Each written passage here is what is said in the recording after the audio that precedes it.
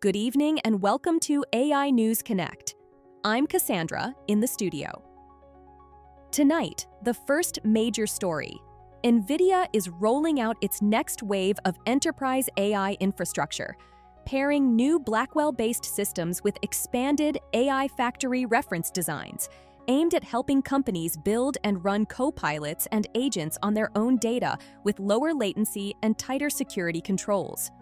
The move signals that the AI spending cycle is shifting from experiments to scaled deployment, and it's putting pressure on competitors across chips, networking, and cloud. For a closer look at what this means for businesses right now, let's go to Matthew reporting from a packed tech conference floor.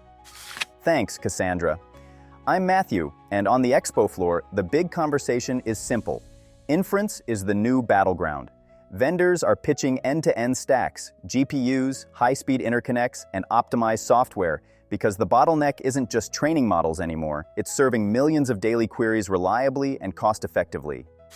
What's notable in this latest push is the emphasis on turnkey deployments for regulated industries. I'm hearing from CIOs in finance and healthcare who want on-prem or hybrid options so sensitive data stays put while still getting near-cloud performance. The practical impact: faster rollout of internal co-pilots for search, document drafting, and analytics, plus new agent workflows that can route tickets, reconcile invoices, or monitor cyber alerts.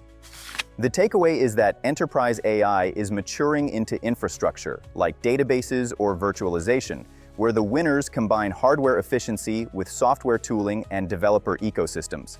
That's why today's announcements are resonating beyond Wall Street and into IT roadmaps for the rest of 2026. Back to you in the studio, Cassandra.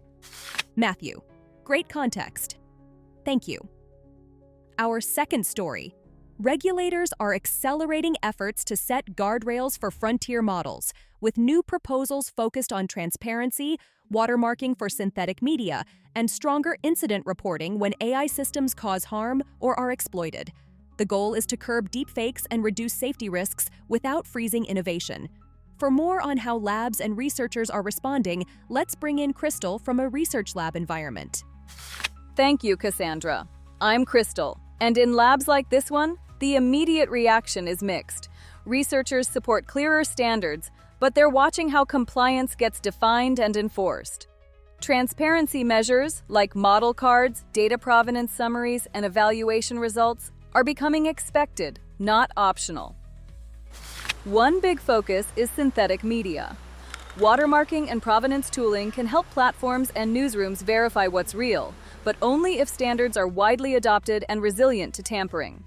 Another key area is incident reporting. Teams are building red teaming pipelines, logging unsafe outputs, and sharing vulnerability patterns so defenses improve across the industry, similar to how cybersecurity matured over time. If these rules land well, they could raise trust in AI systems and speed adoption in education, public services, and medicine. If they land poorly, they risk pushing cutting-edge work into less transparent corners. Either way, governance is becoming part of the engineering stack. Back to you, Cassandra. Crystal, appreciate the insight. To wrap up, enterprises are racing to industrialize AI with new infrastructure designed for scalable, secure inference, while regulators push for transparency and safety measures to keep pace with deep fakes and real-world risk. We'll keep tracking what ships, what gets adopted, and what rules actually change outcomes. If you want daily, no-hype AI updates, subscribe to AI News Connect and turn on notifications. I'm Cassandra. See you tomorrow.